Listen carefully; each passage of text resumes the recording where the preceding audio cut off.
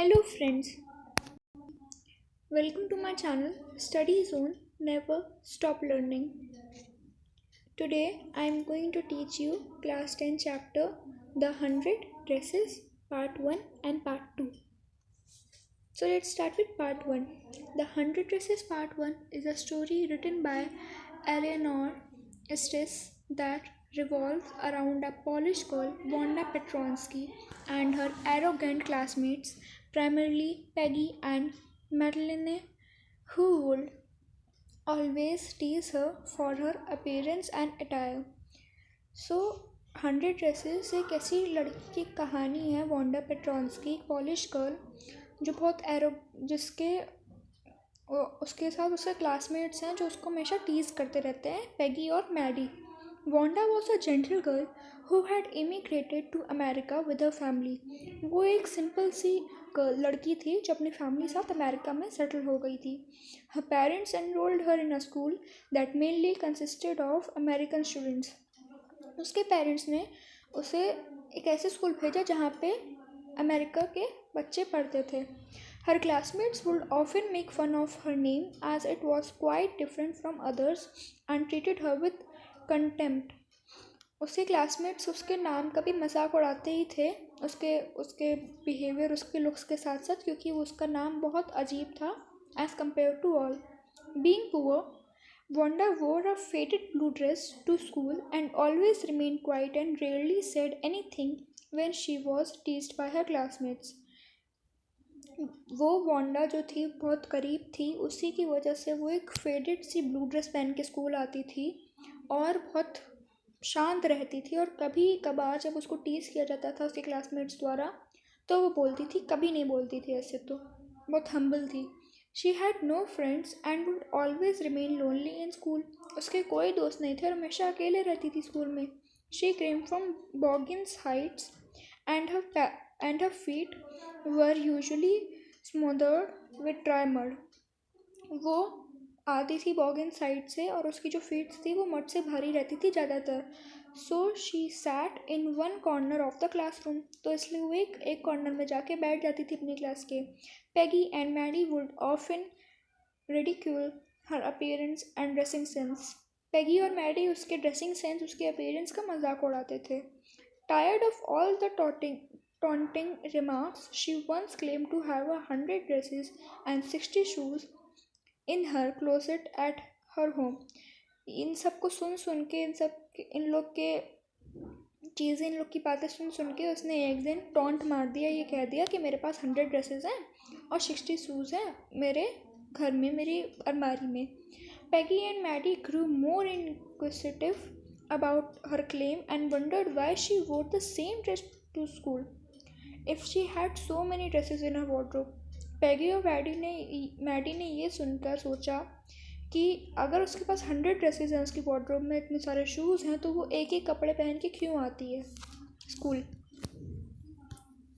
At time past, समय बीता.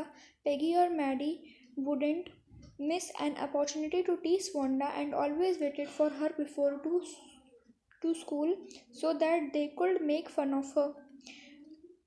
जैसे जैसे टाइम बीतता गया, पैगी और मैडी भी उसकी वेट करने लगे कि आए और हम इसकी मजाक उड़ाएं, इसके साथ बदतमीज़ी करें, टीज़ करें उसको. Nonetheless, Wanda hardly paid heed to their teasing remarks. और वांडा उनकी बातों पे ध्यान नहीं दिया करती थी. Maddie was a poor girl herself and she didn't approve of Peggy's teasing Wanda at all times.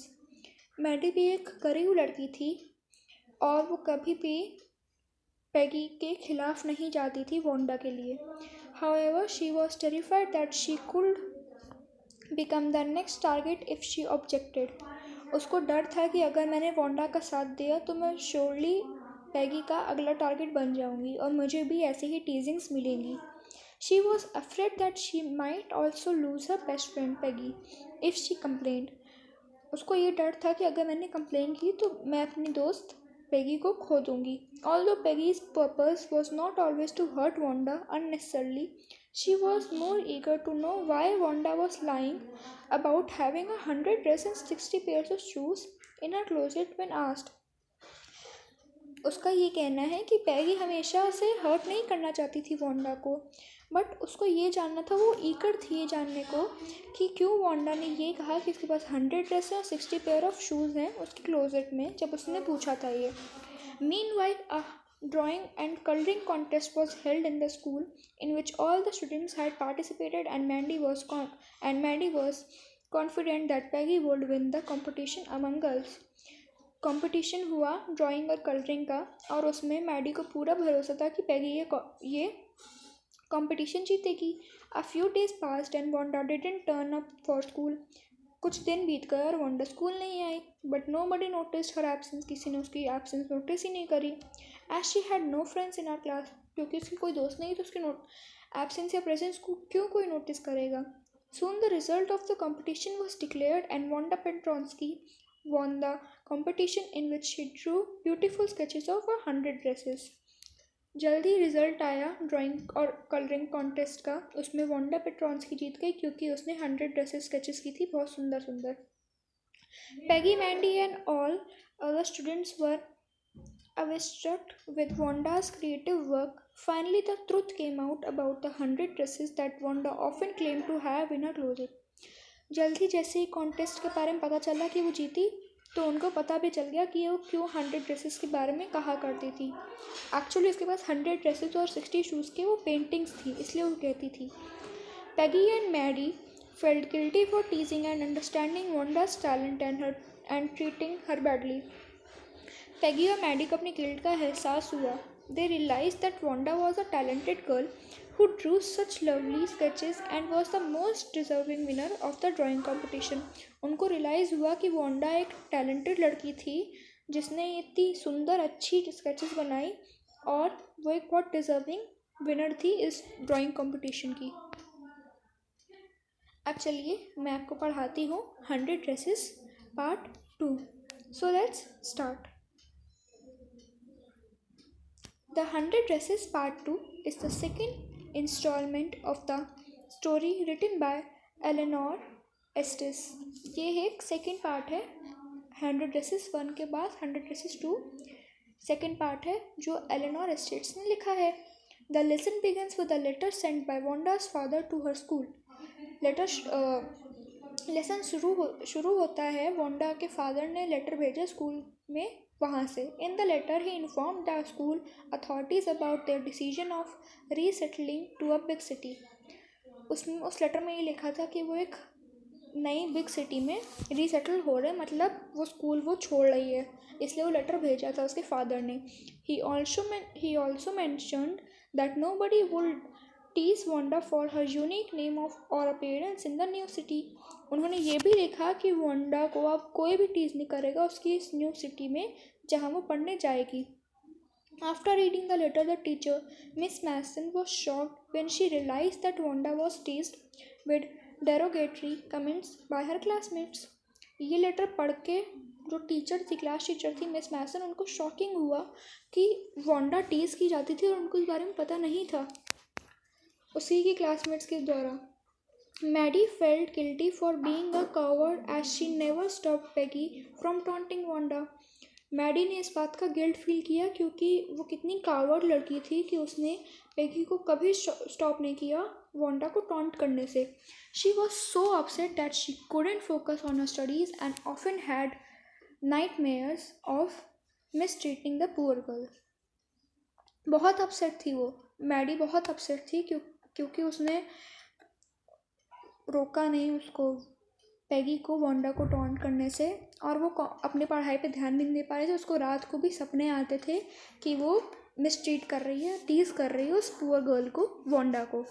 Thus she decided to meet Wanda and clarify all the misunderstandings and tell her that she is never intended to hurt her feelings.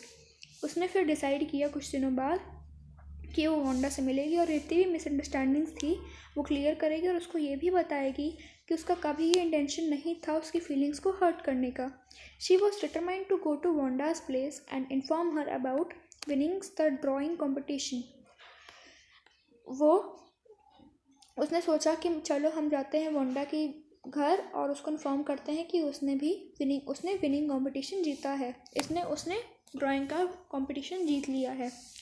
Soon after school was over, Maddie and Peggy decided to set off to Wanda's residence at Boggins Heights to meet her. जल्द ही इन लोगों ने decide किया, Maddie और पैगी ने, कि हम Wanda का जो घर है बॉगिन्स हाइट में वहाँ जाएंगे. To their dismay, Wanda and her family had already vacated the house and their visit was rendered fruitless. वहाँ वो लोग जैसे ही पहुँचे, मैडी और पैगी, वहाँ वांडा और उसकी फैमिली नहीं थी. वो घर पहले ही खाली कर चुके थे और उनकी वो घर विजिट करने की आइडिया फ्रूटलेस चला गया, मतलब बेकार चला गया. Hence, both the girls wrote a friendly letter addressed to Wanda informing them about her win. फिर उन दोनों लड़कियों ने, मैडी और पैगी ने, वांडा को एक लेटर लिखा इन्फॉर्म करते हुए कि वो ड्राइंग कंपटीशन जीत गई है. Many days passed, however, there was no reply from her to their letter. Soon it was Christmas time and Miss Mason received a letter from Wanda. Time बीत गया, बहुत सारे दिन बीत गए पर रिप्लाई नहीं आया. जल्दी क्रिसमस का टाइम आया और मिस मैसन को वांडा के द्वारा एक लेटर मिला. In it, Wanda sent Christmas greetings to all and mentioned the beautiful 100 dresses sketches that she drew for the coloring contest. और फिर वांडा ने उस लेटर में लिखा था कि उस लेटर में मतलब सबको ग्रीटिंग्स दी थी क्रिसमस की, हैप्पी मेरी क्रिसमस कहा था और ये भी कहा था कि वो जो ड्रेसेस उसने बनाई हैं वो मतलब उन बाकी लड़कियों को दे दी जाए. उसमें मेंशन किया था अपनी 100 ड्रेसेस के बारे में. She stated that the girls could keep those sketches of 100 dresses and she gifted special drawings to Maddie and Peggy. फिर उसने उसमें ये भी लिखा कि सारी लड़कियों को जो उसने ड्रेसेस बनाई थी, 100 ड्रेसेस बनाई थी स्केच, सारी लड़कियों को दे दी जाए और स्पेशल ड्राइंग्स पैगी और मैडी को दे दी जाए. They accepted the gifts and pinned them in their respective bedrooms. उन्होंने ये गिफ्ट एक्सेप्ट कर लिया खुशी खुशी और अपने बेडरूम्स में लगा लिया. Maddie would often gaze at the picture for a long time and notice that the face in the drawing resembled her own face. Maddie ने उसको ध्यान से, उस पिक्चर को ध्यान से देखा एक लंबे समय के लिए और नोटिस किया कि जो फेस उस ड्राइंग में है वो उसके फेस से लगभग मिलता जुलता है. She rushed to Peggy's house immediately to check if her drawing too looked like Peggy. वो पैगी के घर भागी और उसने नोटिस किया कि क्या वो पर्टिकुलर ड्राइंग जो पैगी पास है वो भी पैगी की शक्ल से मिलती है. Seeing this, Peggy felt sorry for teasing a talented girl like Wanda. इसने ये सब देख के पैगी ने सॉरी फील किया कि उसने एक टैलेंटेड लड़की वांडा को टीज किया.